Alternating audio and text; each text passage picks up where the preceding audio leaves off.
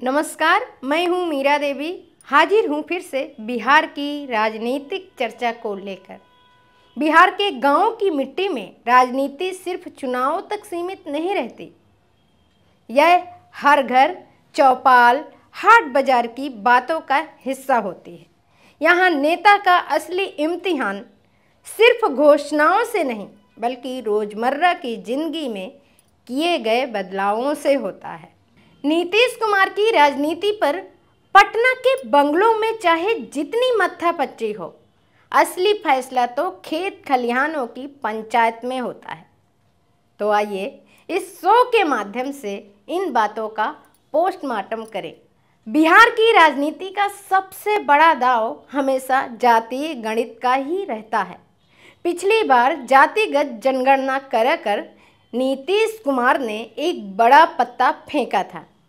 21 जून 2024 को छपी द हिंदू की रिपोर्ट के हिसाब से अब जब पटना हाई कोर्ट ने 65% आरक्षण को रद्द कर दिया तो गांव में नई बहस छिड़ गई। मालिक अब फिर से 50% वाला पुराना सिस्टम लागू होई का?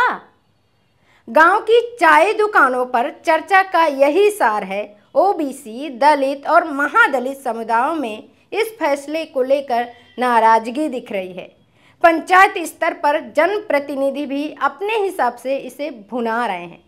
सवाल यह है कि अगर नीतीश कुमार इसे फिर से बहाल करने में असफल रहते हैं तो क्या इसका सीधा नुकसान जेडीयू को होगा? गांव में आजकल पढ़े लिखे नौजवानों की सबसे बड़ी चिंता सरकारी नौकरी है। बीपीएससी मतलब बिहार लोक सेवा आयोग, टीआरई मतलब शिक्षक भर्ती परीक्षा।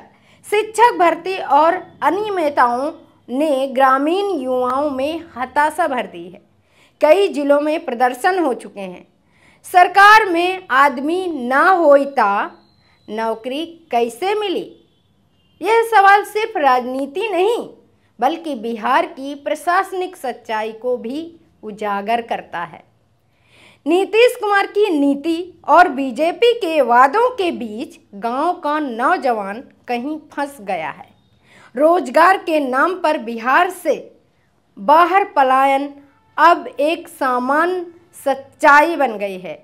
ऐसे में 2025 के विधानसभा चुनाव में नौजवान किस तरफ झुकेगा, यह एक बड़ा सवाल बना हुआ है। गांव की राजनीति में पंच सरपंच की सत्ता को कम आंकना भूल होगी। पंचायत चुनाव के बाद ग्रामीण नेताओं का नेटवर्क और मजबूत हुआ है। सरकार की योजनाएं पंचायती राज व्यवस्था के जरिए लागू होती हैं और यही नेटवर्क चुनावी गणित भी तय करता है। नीतीश कुमार की 7 निश्चय योजना के तहत हर गांव में सड़क, पानी, शौचालय, बिजली पहुंची, लेकिन अब लोग अगला कदम मांग रहे हैं। अब 7 निश्चय योजना क्या है, इसके बारे में गूगल से पूछिए भैया, सो बहुत लंबा हो जाएगा। रोजगार और गुणवत्तापूर्ण शिक्षा, तो सवाल ये है कि क्या सड़क और बिजली से ही बिहार का गांव संतुष्ट रहेगा या अब उसे सपनों की सियासत भी चाहिए? गांव में आजकल प्रशांत किशोर का जन सुराज अभियान चर्चा में है। प्रशांत किशोर, जिन्हें आम बोलचाल की भाषा में पीके के नाम से जाना जाता है, वह एक भारतीय राजनीतिज्ञ हैं और उन्होंने कई पार्टियों के लिए राजनीतिक रणनीतिकार के रूप में काम किया है। अब उनकी खुद की पार्टी का नाम जन सुराज पार्टी है। उनका जन सुराज अभियान नाम की पदयात्रा तेजी से चल रही है। वो कहते हैं कि बिहार में असली बदलाव जनता खुद लाएगी। नेताओं पर भरोसा करना छोड़ दीजिए। उनकी पदयात्रा गांवों में राजनीति की नई फसल बोने की कोशिश कर रही है। लेकिन बड़ा सवाल यह है कि क्या गांव की जनता नीतीश, तेजस्वी, बीजेपी की मुख्य धारा से अलग हटकर इस नए विकल्प को अपनाएगी?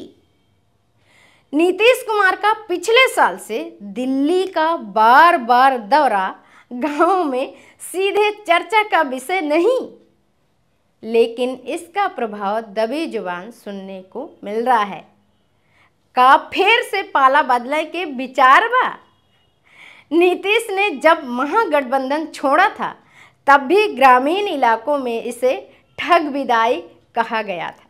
सवाल ये है कि अगर 2025 से पहले कोई नया समीकरण बनता है तो क्या गांव की जनता इसे सहज रूप से स्वीकार करेगी? बिहार के गांव में राजनीति चेहरे के नाम पर नहीं बल्कि काम के नाम पर तय होती है। जनता दल यूनाइटेड मुखिया और वर्तमान मुख्यमंत्री नीतीश कुमार का नेतृत्व अब भी मजबूत है, लेकिन भारतीय जनता पार्टी, राष्ट्रीय जनता दल और प्रशांत किशोर के अभियान की बढ़ती मौजूदगी को नज़रअंदाज नहीं किया जा सकता। क्या नीतीश कुमार का जादू अब भी कायम है? क्या गांव का युवा अब भी उन्हें विकल्प मानता है, या अब समय किसी नए चेहरे के लिए आ गया है, या फिर नई हवा बहने वाली है? बिहार की राजनीति का असली मैदान गांव और वहां के वोटर्स हैं। इसलिए मैं भी इस शो के जरिए ये कहने आई हूँ कि गांव की हवा किस तरफ बहेगी, इसका फैसला 2025 में होने वाले विधानसभा चुनाव से आने वाले मतगणना से होगा। खबर लहरिया, आपकी खबर, आपकी भाषा।